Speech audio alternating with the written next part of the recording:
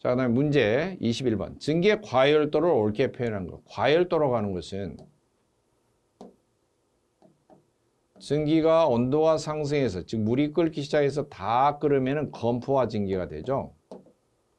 그런데 건포화 증기보다도 더 열을 가해서 온도가 한층 올라간 것을 과열 증기라고 합니다. 이 과열 증기하고 건포화 증기하고 온도 차, 얼마나 몇 도나 더 올라갔느냐, 이 온도 차를 과열도라고 합니다. 이 건포화 증기는 건자는 생략해도 되고요. 그래서 과열 증기의 온도와 이 포화 증기의 온도, 건포화 증기의 온도, 그 차이를 과열도라고 한다.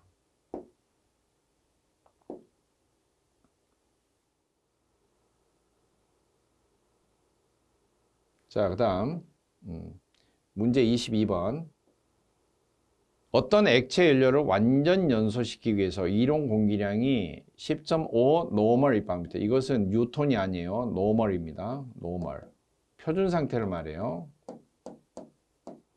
기체의 부피를 표현할 때 표준대기압 1기압 0도씨 상태를 가리키는 말입니다. 노멀 세제곱미터, 노멀 입방미터 per 킬로그램이고 공기비가 1.4인 경우에 실제 공기량이 어떻게 되느냐. 조금 혹시 식사 때가 되면 좀 그럴 수가 있는데,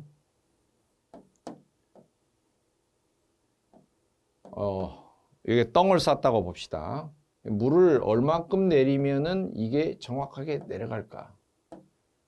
한 바가지라고 쳐봐요. 계산을 정확하게 해서. 근데 제대로 한 바가지만 부으면 이게 다 내려가느냐? 아니에요. 내려가다 말고 걸려요. 그러면 꼭 더 물 넣어야 돼. 왜 걸릴까? 물을 부으면은 정확하게 이게 무슨 물이 순항 미사일 패트리어트처럼 뭐 이런 것처럼 이 겨냥해 갖고 밀고 가느냐, 그게 아니고요. 옆으로 그냥 지나가는 물도 꽤 많아요. 그래서 꼭 덤으로 넣어야 되는데요. 덤으로 반 바가지를 더 넣었다고 쳐봐요. 그러면 실제로는 1.5바가지를 넣어야겠죠. 이게 연소실로 치면은 연료를 태울 때 공기가 얼마나 들어가야 되느냐? 연소 반응식에 의해서 딱 계산한 것만 집어넣으면은 제대로 연소가 될까? 사실 되지 않습니다. 타다가 말아요. 그래서 반드시 덤으로 더 넣어야 되고요. 덤으로 넣는 것을 과잉 공기라고 합니다. 그러니까 실제로 넣는 공기는 처음에 이론적으로 계산한 이론 공기에다가 플러스 과잉 공기를 합한 것이 실제 공기고요. 이론적으로 계산한 것에 비해서 실제로 몇 배를 더 집어넣느냐 서로 나눠보는 겁니다. 비율을. 그것을 공기비라고 합니다. 그러니까 문제에서는 이제 연소공학의 가장 기본적인 개념을 설명했는데 이론 공기량이 10.5이다. 그런데 공기비가 1.4다. 그러면 실제로 넣는 것은 10.5에 곱하기 1.4배 이런 소리죠. 물론 계산기 눌러서 확인을 해야 되겠죠. 14.7 노멀 입방미터 per 킬로그램. 자, 그다음 문제 23번. 파형 노통 보일러의 특징을 설명한 것으로 옳은 것. 원통 보일러에서 나오는 용어죠. 보일러의 원통이 옆으로 뉘어져 있는 곳에 이 연소실 통을 불 때는 화로 통이죠. 이게 노통인데 노통이 반듯한 것은 평형이라고 하고요.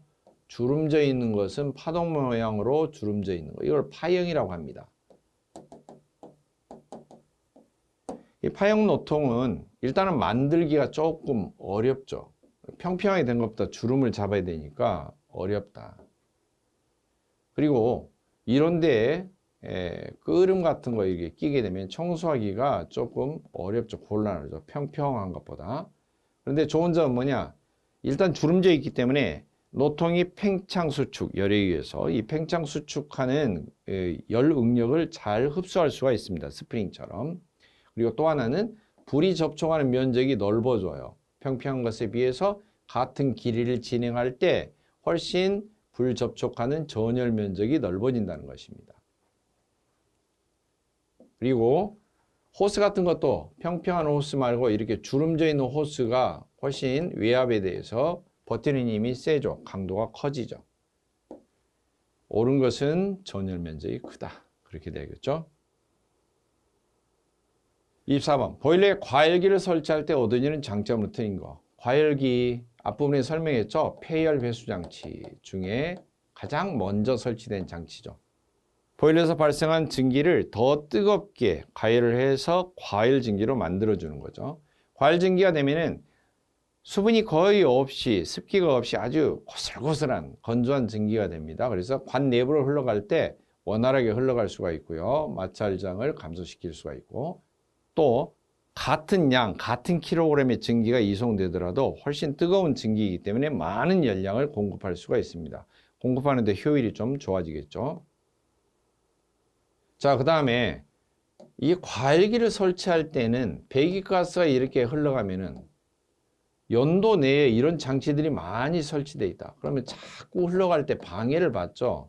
연소가스가 흘러가는 데는 방해를 많이 받습니다. 즉 통풍력이 떨어지는 거죠. 연소가스가 흘러가는 저항이 커지는 거죠. 압력 손실을 줄일 수 있다가 아니라 압력 손실이 커지는 거죠. 그래서 4번은 전혀 다르게 설명이 된 것이다. 뿐만 아니라 과일기를 설치하면 단점으로는 통풍력이 떨어질 뿐만 아니라 과일기 표면이 더러운 성분의 배기가스하고 접촉을 하니까 부식이 자주 일어나고 연도 내부가 장치들로 꽉꽉꽉 들어차 있으면은 연도 내부를 청소하기가 좀 곤란해지겠죠. 문제 25번. 슈트 블로어를 사용할 때 주의사항으로 틀린 거. 슈트는 SOT. 남자들이 정장에 입을 때 슈트 그것이 아니고요. SUIT가 아니고 수트입니다. 수트. 이것은 검댕이라는 표현이에요. 검댕. 수관 겉에 검댕이 묻어 있을 때 그것을 제거를 해주는 것이고요. 이 연소실 안에 수관이 잔뜩 빽빽하게 대나무 숲처럼 이렇게 돼 있는데 그것을 노즐로 연소실 벽에 있는 노즐로 증기나 압축 공기를 쏴서 그걸 떨어주는 것입니다. 청소를 해주는 것인데 그걸 분사를 하면은 얼른 빨리 밖으로 배출을 해야 되겠죠. 굴뚝적으로 유도를 해서 집진장치에서 마저 걸러주면 좋겠죠. 그런데 그것을 통풍을 잘 해줘야 돼요. 만약 그대로 놔두면은 잔뜩 떨었다가 다시 연소실 내에 깔아앉게 그대로 놔두는 셈이죠. 그러니까 부하가 떨어질 때, 송풍기도 세게 돌 때, 이럴 때 써야 되는데 부하가 떨어질 때 사용하면 안 돼요. 부하가 50% 이하가 아니고 이상일 경우에만 보통 사용을 하고요. 보일러가 정지되어 있으면은 송풍기가 가동이 되지 않는 상태이기 때문에 슈트블로우 작업을 하지 않습니다. 그리고 분출 시에는 유인 통풍, 유인 통풍은 같은 말로 흡입 통풍이라고 하는데 뒤쪽에서 빨아내는 통풍을 증가를 시켜서 잘 빠져나가게. 그리고 압축 공기를 분사하거나 증기를 분사하는 두 가지 방식이 있는데 증기를 분사하는 방식은 평상시 사용을 하지 않을 때에는 그 노즐 직전에 증기가 식어서 응축수가 고여 있습니다. 근데 그 응축수가 노즐에서 나가지 않도록 미리 한번 응축수를 배출시킨 다음에 사용하는 것이 좋습니다. 그래서 1번이 틀린 표현이 되겠죠. 자, 그림입니다. 위쪽에 있는 드럼, 기수 드럼에서 증기가 나오면은 보조증기 밸브로 하나 연결해서 여기서 증기를 분출을 하면은 수관에 떨어져 있는 이 붙어 있는 끄름, 검댕이 떨어지죠. 여기에 잔뜩 끄름이 그냥 떨어지면 빨리 빼줘야 된다 이거예요. 그래서 부하가 떨어져 있거나 이거 좀 약하게 가동이 되고 있을 때는 사용하면 안 되고 그리고 이제 밑에 이렇게 드레인 밸브를 설치해서 혹시 밑으로 오고 있는 응축수는 배출을 하고 그다음에 잠가준 다음에 슈트블로우 밸브를 열어서 증기를 분사한다. 이렇게 보시면 되겠습니다. 자, 후향 날개 형식으로 보일러의 압입 통풍에 많이 사용되는 송풍기. 보일러 송풍기 사용하는 것이 송풍기 방식이 바람을 이동을 시키는 거죠. 공기를 이송시키는 거죠. 원심식이 있고요. 충류식이 있어요. 충류식은 회전하는 축과 나란하게 흐르는 거예요. 가령 선풍기를 보면은 선풍기 뒤에서 모터가 회전하면은 이 회전축이 있는 방향하고 공기가 똑같이 움직이죠. 이렇게. 나란히 따라서 가는 거죠. 축과 같은 방향으로 기체가 흘러간다. 공기가 흘러가면 충류식이고요. 원심식 같은 경우는 펌프, 송풍기, 압축기 다 같은 원리인데 이 속에 만약 이제 액체로 생각하면 쉽습니다. 물을 넣고 속에 임펠러를 회전을 시키면은 가운데 부분이 꺼지고 양쪽 부분이 올라갑니다. 즉 이렇게 옆으로 쏠리게 되죠. 그래서 회전축 중심부로 흡입이 되게 하고 원조 방향으로 이쪽으로 빠져나가게 하는 거예요. 그러니까 실질적으로는 공기의 흐름이 축류식은 축과 나란하게 이렇게 흐르는 것이고 원심식은 축이 있으면 축 방향으로 흡입돼서 이렇게 이런 식으로 빠져나갑니다. 전혀 다르죠, 방향이. 이와 같은 원심식은 터풀다가 있어요, 종류가. 터보형, 플레이트형, 다익형 이렇게 있는데요. 터보형, 플레이트형, 다익형의 날개가 붙어 있는데 날개 방향이 어떻게 되어 있느냐, 즉 이렇게 회전합니다. 회전한다. 회전 방향으로 치면은 날개가 어떻게 되어 있냐에 따라서 앞에 되어 있느냐, 방사형으로 되어 있느냐, 뒤로 되어 있느냐, 이렇게 나눕니다. 앞으로 되는 것은 전향식, 그리고 방사형으로 된 것은 경향식, 뒤로 있으면 후향식 이렇게 말해요. 근데 왜 그럴까? 회전하는데 너무나 빨리 회전하니까 날개가 뒤로 뉘어요. 이렇게 회전 속도가 너무 빠른 거죠. 엄청 빠른 거죠. 뒤쪽으로 이렇게 되어 있는 것은 회전 속도가 빠릅니다. 뒤로 눕는 거죠. 점점 앞으로 올 수가 있죠. 그래서 이것이 어떻게 됐을까? 터풀다 이렇게 됩니다. 순서적으로 뒤로 눕는다, 후향이다, 날개가 뒤쪽 방향으로 누워있다, 터보형입니다. 암기하기 쉽게 제가 지금 연상을 시켜서 설명을 드린 거고요. 자, 그림상으로 보면 이쪽으로 회전하고 있어요. 그러니까 중심 쪽에서 임페러 날개가 이렇게 된 게 아니라 뒤쪽으로 이렇게 휘어 있죠. 이렇게 전부 다. 후향 날개로 되어 있습니다. 자, 연료의 가연 성분이 아닌 것. 연료의 연소가 가는 성분은 탄수황, CHS 그렇게 외우시면 됩니다. 탄소, 수소, 황, 탄수황 세 가지 성분이고요. 이 중에서 주 성분 그러면 탄소하고 수소까지고요. 사실 황은 연소가 가능하고 발열량도 소량 나오지만 연소가 된 후에는 SO2, 아황산가스가 생성해서 대기 오염의 원인이 됩니다. 이 아황산가스는 물에 잘 흡수가 되는 성질이 있는데 이게 물에 흡수가 되면 흔히 우리가 말하는 산성비, 황산 성분이 되어서 비가 내리죠. 그래서 대기 오염 원인이 되고요. 또 저온 부식을 일으키는 원인이 되기도 합니다. 그래서 주성분은 C하고 H, 그리고 가연 성분은 CHS. 황은 주성분은 아니고 불순물에 속합니다.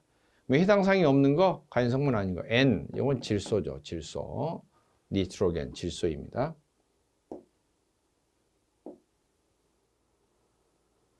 (28번) 효율이 82%인 보일러로 발열량이 9,800kcal/kg의 연료를 15kg 연소시켰다.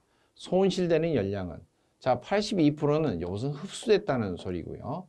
그럼 나머지가 몇 프로죠? 82%, 18%죠.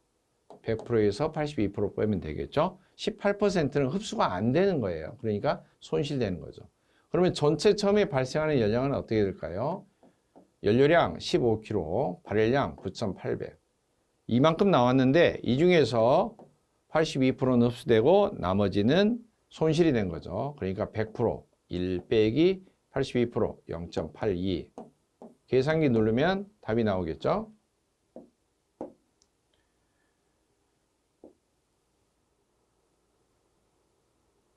29번 보일러 연소용 공기 조절 장치 중에 착화를 원활하게 하고 화염의 안전을 도모하는 장치. 아무튼 화염을 돕는다. 화염, 불꽃이 꺼지지 않도록 해준다. 또는 불꽃을 모양을 예쁘게 따듬어 준다. 또는 연료와 공기가 혼합이 잘 되도록 해서 연소를 촉진해 준다. 이런 것을 가리켜서 전부 다 보염 장치 그렇게 불러요. 보염 장치는 보가 돕는다라는 거, 도울 보자. 불꽃을 도와준다. 이 보염 장치 종류로는 몇 가지가 있어요. 첫째, 윈드박스. 이건 바람 상자라고 하고요.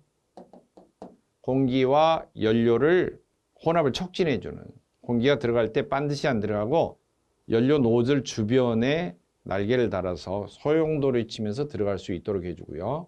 그 다음에 버너 타일은 연소실에서 노즐이 분사되면 노즐 주변에 내와 타일이 이렇게 붙어서 분사된 연료의 모양을 예쁘게 따듬어주는 역할을 하는 타일을 버너 타일이다. 그렇게 말하고요. 그 다음에 착화가 원활하게 또 연소로 안정되게 해주는 것도 있어요. 그런 경우는 이제 컨버스터, 연소기 보조기죠. 컨버스터. 그 다음에 불꽃을 안정시키는 스테빌라이저. 스테빌라이저를 스테이빌, 여기 나와 있죠. 스테이빌라이저.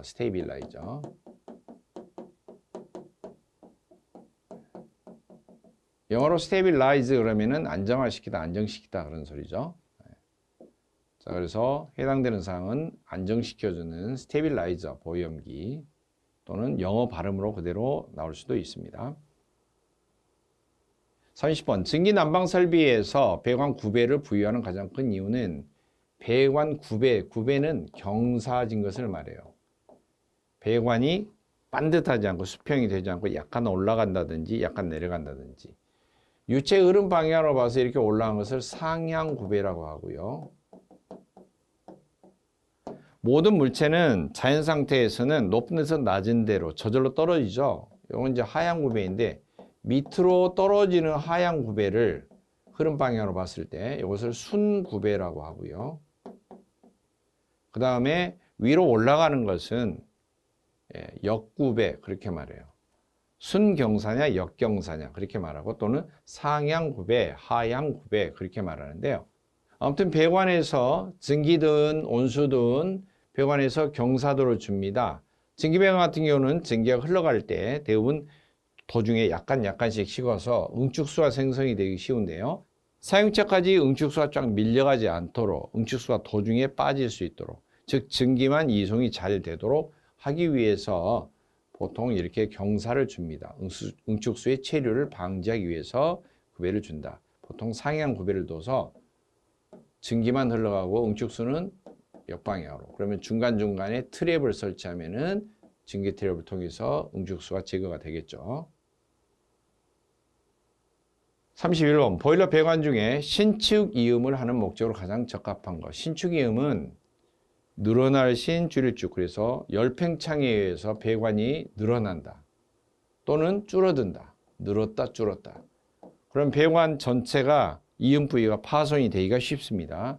그래서 그것을 방지하기 위해서 파열을 방지하기 위해서 신축 이음을 설치합니다. 목적은 이렇고요. 종류로는 루슬벨스가 있죠. 루프형 슬리브형, 벨로우즈형, 스위블형. 벨로우즈는 주름통형이라고도 하고 또는 팽레스 이음이라고도 합니다. 루프형은 신축 곡관, 구부러져 있어요. 관이 이렇게 하다 이렇게 된 거죠. 또는 완만하게 구부러져 있다 그래서 완만하게 구부러진 만곡관형 이렇게 구분합니다. 종류 명칭도 중요하고 각각의 핵심적인 특징 구분할 필요가 있고요. 스위블형은 특별히 방열기 입구 쪽에 방열기용으로 많이 연결을 하는 방식입니다. 열팽창에 의한 관의 파열을 막기 위해서 팽창을 흡수를 해주는 걸 말합니다. 32번 팽창 탱크에 대한 설명으로 옳은 것. 팽창 탱크는 염두에 두실 게 온수 보일러만 해당이 됩니다. 온수 보일러에 물을 공급하는 장치다. 보일러보다 약간 높게 두어서 개방식인 경우에는 그렇게 해서 보일러 수면이 혹시나 보일러 본체 내 물이 소진되었다, 또 떨어졌다 그런 경우에 공급을 해주기도 하고 또 보일러 본체 내에서 온수가 갑자기 온도 상승으로 인해서 갑자기 팽창한다.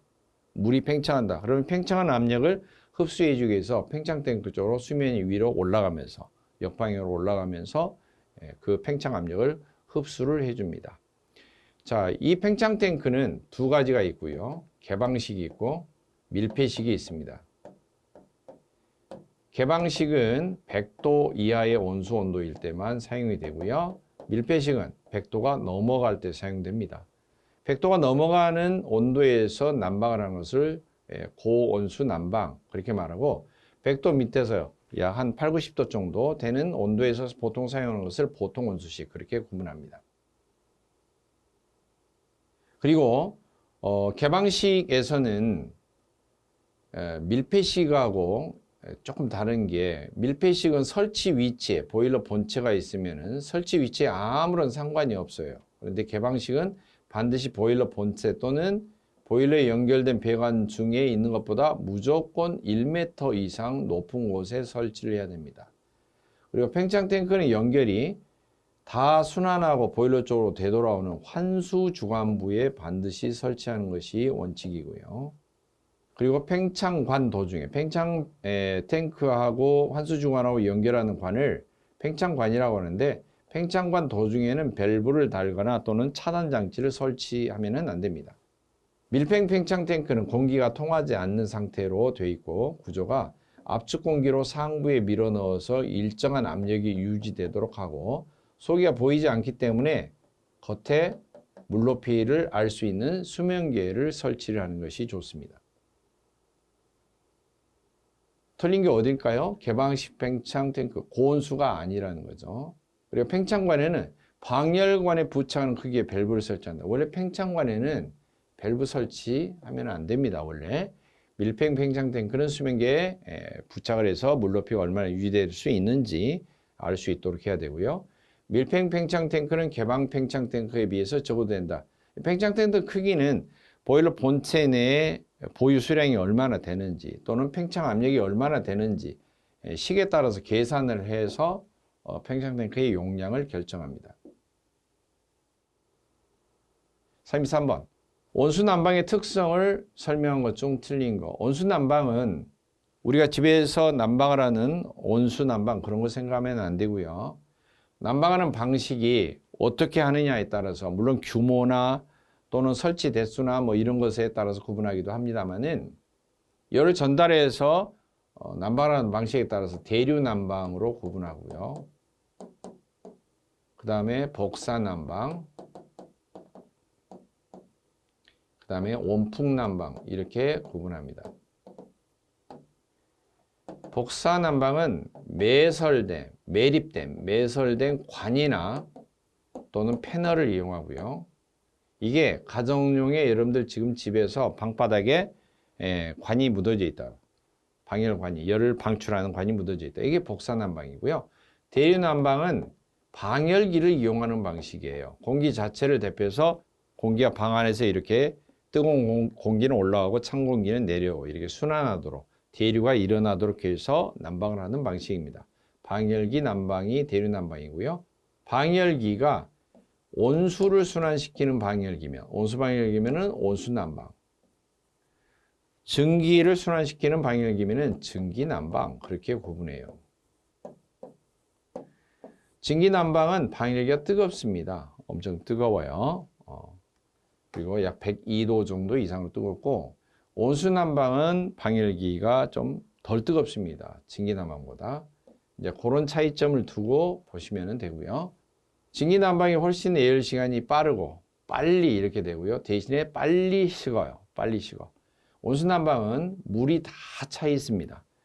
보일러 본체부터 해서 모든 배관에 방열기까지 다 물이 차 있기 때문에 그 전체 물이 다 적정 온도가 될 때까지 제대로 예열이 안 되죠. 그러니까 예열 시간이 길게 걸리고 대신에 잘 식지는 않습니다. 그리고 난방부하가 변동이 된다. 즉 온도를 미세하게 방열기를 조정할 때는 증기는 온도 변화가 너무 심해요. 비열이 작아서. 근데 물은 온도 조절하기가 좋습니다. 온도 변화 자체도 적지만 온도 조절하기도 용이한 편입니다. 그리고 온수 난방은 증기 난방에 비해서는 사실은 증기 난방이 더 훨씬 뜨겁고 예열 시간이 짧고 이렇게 하는 거죠. 그래서 보통 증기 난방은 대규모 난방, 대규모 빌딩 이런 데 많이 사용을 하고요. 온수 난방 특성 중에서 예열 시간이 짧다 그랬으니까 틀리고요. 쉽게 냉각이 되지 않는다는 맞는 말입니다. 그래서 틀린 것은 1번이 답이 되겠죠. 34번. 다음 중 주형 방열기 종류로 거리가 먼 거. 주형은 기둥 주자를 말합니다. 기둥은 바닥에 세우는 거죠. 그런데 기둥으로 된 것이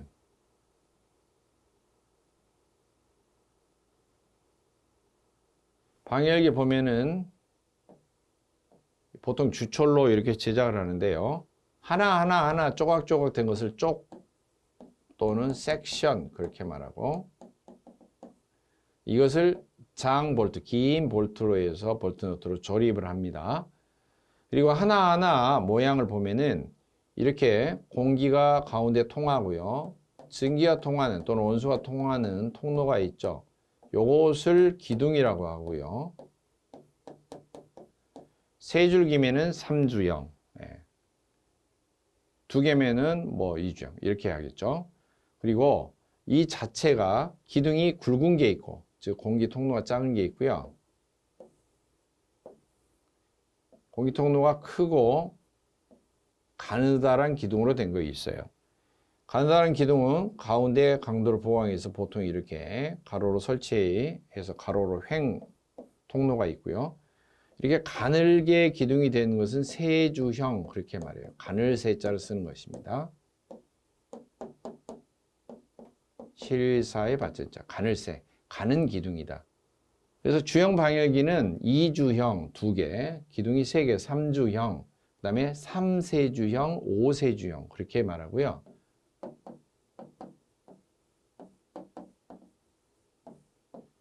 방열기의 기호를 이야기할 때 보통 이렇게 2주형, 3세주형, 5세주형 나오는데 1주형이라고 하는 것은 종류가 없는 거죠.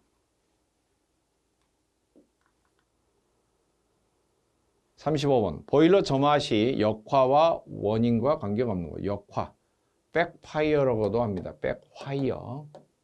파이어인데 파이어인데 F 발음이 지금 없잖아요. 국어에서. 백파이어와 원인과 관계가 없는 거. 보일러 연소실에서 버너에서 불꽃이 거꾸로 버너 입구 쪽으로 치솟는 거. 그것을 이제 역화라고 합니다. 착화가 지연됐다. 분사가 연료가 많이 됐는데 불이 늦게 붙은 거죠. 스파크가 늦게 튄 거죠. 그러면 팍 거꾸로 되는 거죠. 프리퍼지가 불충분했다.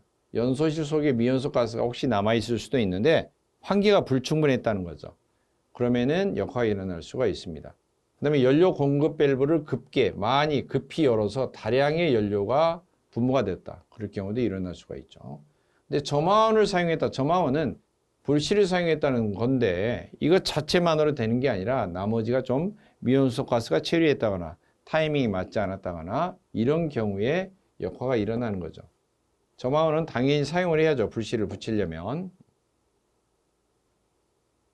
36번. 압력계로 연결하는 증기관을 황동관이나 동관을 사용할 경우에 증기 온도는 약 몇 도인가? 이게 증기 공급관이라고 치면요. 여기에 압력계가 붙어 있어요.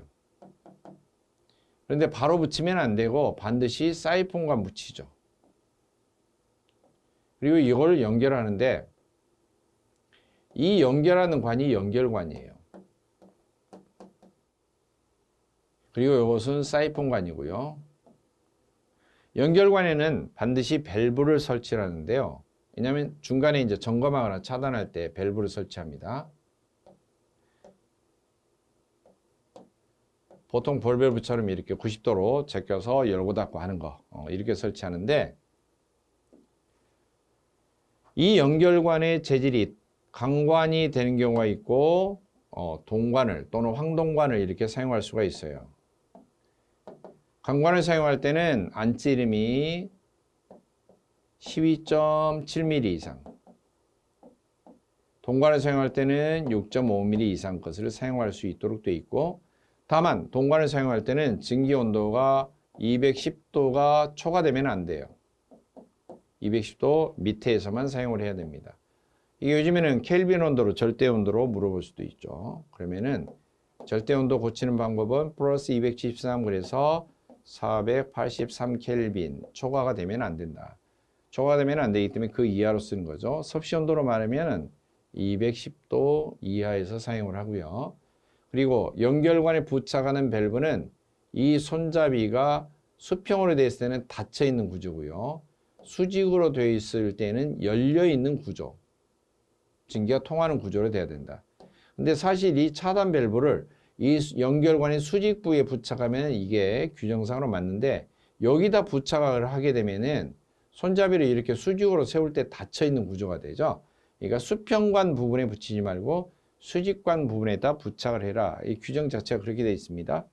이 온도 가지고 압력계 부착하는 방법 여러 가지 상황을 갖다 전부 다 종합적으로 기억하고 계셔야 됩니다.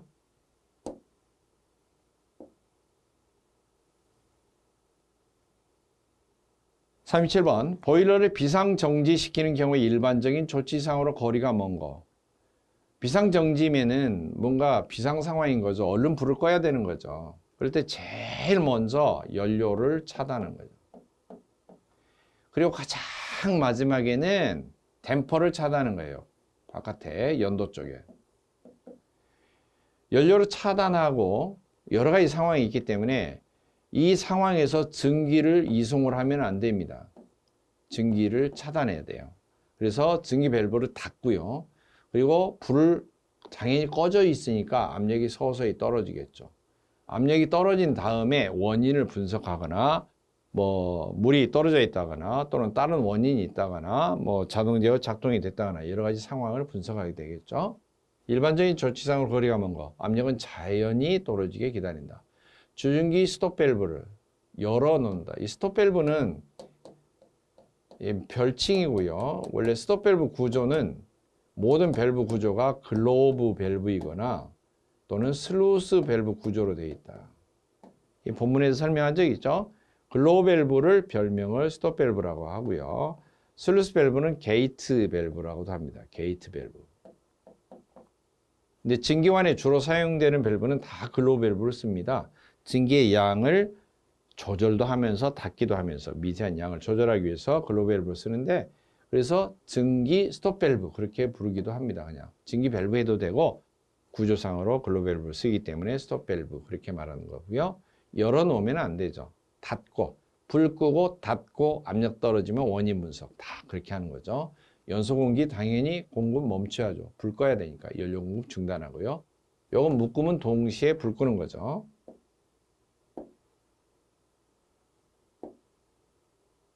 연료 차단, 연소용 공기도 차단. 주증기 밸브를 닫고 압력이 낮아질 때까지 기다린다. 이것은 기억을 하셔야 됩니다. 38번 금속 특유의 복사열에 대한 반사 특성을 이용한 대표적인 금속질 보온재. 원래 보온재는 열을 차단해서 온도를 유지시켜주기 위한 거죠. 열 손실을 방지하기 위해서. 근데 일반적으로 스펀지 같은 공기층이 미세한 그런 보온재를 쓰는 것이 일반적인데 원래 열이 전달될 때는 전도, 대류, 복사 이렇게 세 가지 형태로 전달되잖아요.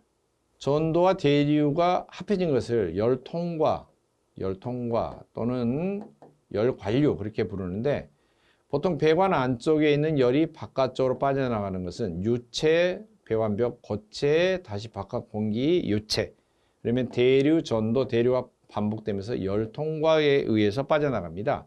그러니까 전도와 대류에 의한 열 흐름을 차단하는 것이 대부분이고요. 그 다음에 복사열을 차단하려면 빛의 형태로 빠져나가는 열이기 때문에 거울처럼 반사를 시켜야 돼요. 그 반사 특성을 이용한다. 반짝반짝하다. 알루미늄 박이나 은박을 사용을 한다. 그렇게 생각하시면 되겠습니다. 답은 3번이 되겠죠. 문제 39번. 기포성 수지에 대한 설명으로 틀린 거. 기포성 작은 공기층이 있는 그런 보온재입니다. 보통 우리가 알고 있는 스폰지 같은 구조로 된 것이죠. 기포성 수지는 유기질 보온재 중에 해당이 되는데요. 우리가 알고 있는 스티로폴이라고도 하는데 폴리스틸렌 폼을 스티로폴이라고 하죠. 그런 구조를 잘 생각하시면 되겠습니다. 스폰지라고 생각하시면 돼요. 열 전도율이 낮고 가볍다. 가볍습니다. 불에 잘 탄다까지는 맞죠. 근데 보온성과 보온행성이 좋은 편입니다. 보온이 잘 되죠. 의외로. 흡수성은 좋지 않으나 굽힘성이 풍부하다. 잘 구부러진다. 합성수지나 또는 고무질 재료를 사용해서 다공질 제품으로 거품을 일으켜서 압착을 해서 만든 제품이다. 그렇게 생각하시면 되고요. 2번 설명이 틀렸죠. 보온성, 보냉성이 좋습니다. 40번 온수 보일러에 순환 펌프를 설치하는 방법으로 옳은 거. 온수 보일러에서는 보일러 본체가 있으면 뜨거운 물이 공급되는 것이 송수주관. 그 다음에 방바닥 돌고 나서 되돌아오면은 환수주관. 그렇게 말해요. 이 순환 펌프는 반드시 환수주관부에 설치하는 것이 원칙이고요. 그 다음에 이제 배관이 연결될 때 펌프가 설치가 되면은 모터 설치가 어떻게 되냐면은 이렇게 모터 부분이 수평이 돼야 돼요. 이 순환 펌프 자체가 이렇게 수평으로 모터 부분이 돼 있어야 됩니다. 그래서 옳은 걸 한번 보겠습니다. 순환 펌프의 모터 부분은 수평으로 설치한다. 이게 맞고요. 보일러 본체가 아니고 환수 주관부에 설치한다. 송수 주관은 아니라는 거죠. 공기 빼기가 없는 그런 순환 펌프는 체크 밸브가 아니고요. 공기가 유입되지 않도록 그 직전에 공기 빼기 밸브를 설치해야 합니다. 공기 빼기 밸브예요. 공기를 빼주는 것이. 체크 밸브는 역류를 방지하는 것을 말하죠. 거꾸로 역순환되는 것을. 해당되는 건 1번이 정답이 되겠죠.